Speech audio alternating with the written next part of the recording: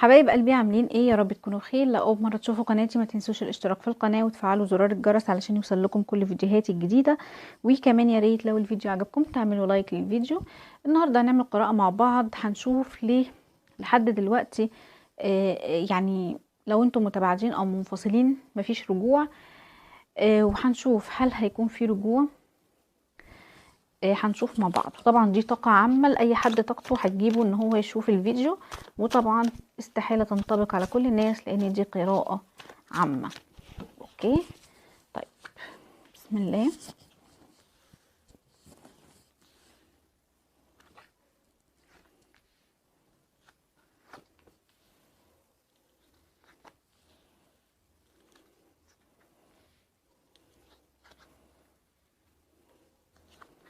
اوكي يلا بينا.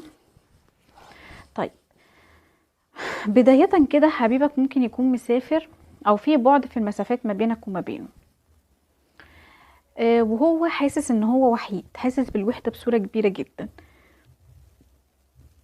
وهو خلي بالك عايز الوحدة دي. هو وحيد وهو محتاج فعلا الوحدة دي، لان انا شايفة ان نفسيته تعبانة. الشخص ده خلي بالك مجروح قوي ومطعون في قلبه. الشخص ده مجروح ومطعون في قلبه، يعني واخد 3 سكاكين في قلبه كده، وهو بعيد عنك. هو بعيد عنك، مش مبسوط، مش فرحان، تعبان، مخنوق، حزين، متضايق، وكمان عنده مشاكل وضغط نفسي وصراعات. حاسس ان هو خسرك، ومكانك في قلبه او مكانك في حياته بقى فاضي، وعايز يبتدي بداية جديدة. طيب انت كمان شايفاك ان انت بتعد الساعات والثواني والدقايق ومنتظر الرجوع بفارغ الصبر، ولسه بتحبه وعندك انجذاب ليه، ومش متحمل بعده عنك. مستني العجلة تدور لصالحك، وبتقول ممكن بكرة يكون احسن. مستني رجوعه وعندك امل في رجوعه، وبتقول يمكن الامور تتصلح ما بيني وما بينه، ولسه مستنيه. لكن انا شايفة ان انت عندك حيرة وكتر تفكير، وكمان متردد شوية. مش عارف مستقبلك مع الشخص ده هيكون ازاي او هيحصل فيه ايه،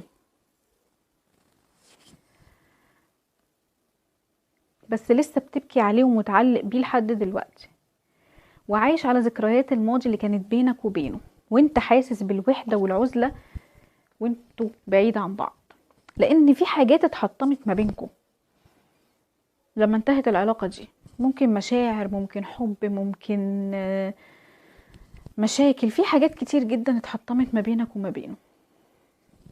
شايفاكوا انتوا الاتنين بتمروا بأمور صعبة قوي،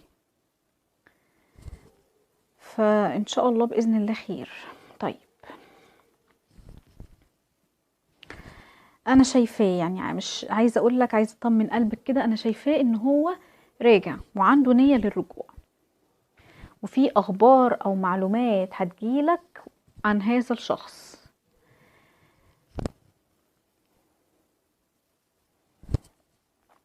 وإن شاء الله كمان في نهاية لشيء تعبك أو شيء شاغل بالك أو شيء سيء في حياتك، وفي بداية شيء جميل إن شاء الله بإذن الله، وفي بداية وإشراقة وأمل وتفاؤل وسعادة، فإن شاء الله بإذن الله خير.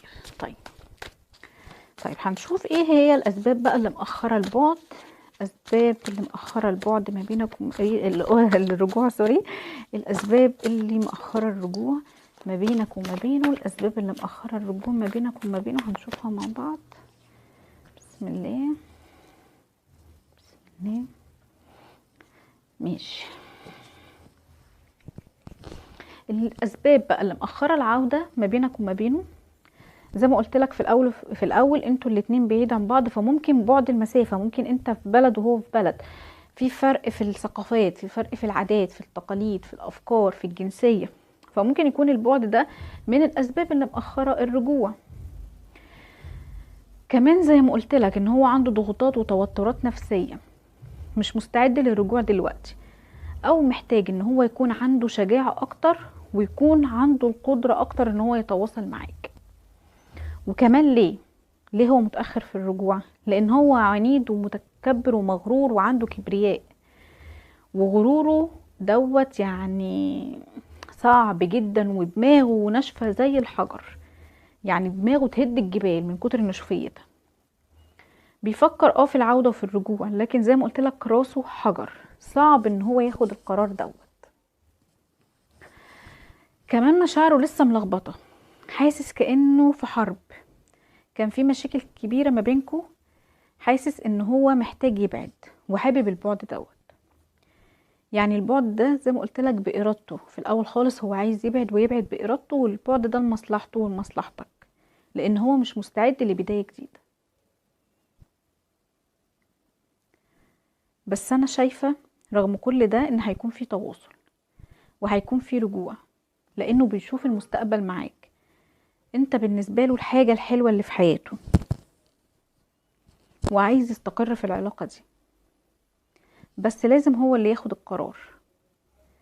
الشخص ده بيحبك وبيحترمك، بس في ناس بتتدخل ما بينكم وبتحاول تغير له نظرته، لكن هو بيحبك وبيحاول يفكر بتوازن وحكمة، وعايز يكون هو صاحب القرار، محدش يدخل في حياته ويكون هو الآمر الناهي، عايز هو اللي ياخد القرار السليم. الشخص ده بيشوف ان رجوعه ليك كأنه هيدخل في حرب تانية من كتر المشاكل الموجودة في العلاقة، بس هو هيحارب علشانك، وبيحاول يحط حواجز بينه وبين الناس اللي بتتدخل في العلاقة. فزي ما قلت لك هو عايز يرجع وناوي للرجوع، بس زي ما قلت لك هو عنده وكبرياءه وغروره، والناس المتدخلة ما بينك وما بينه هم اللي واقفين في العلاقة او واقفين بينك وبينه، مخلينه مش قادر ان هو ياخد الخطوة، مش قادر يعمل حاجة. وكمان عايز يقعد مع نفسه كده، يستعد شوية، يظبط اموره، يكون شجاع اكتر، يكون جريء اكتر ان هو يتواصل معاك او ان هو يرجع لك. تمام. طيب حبايبي، ان شاء الله باذن الله يكون في بينكم رجوع في القريب العاجل. لكل اللي بيتمنى الرجوع ربنا يجمع ما بين كل قلبين في الخير. اتمنى حبايبي ان ويا ريت لو عجبكم الفيديو ما تنسونيش في لايك وشير وكومنت حلو. وان شاء الله باذن الله اشوفكم في فيديو قريب، وهتوحشوني جدا جدا، وباي باي.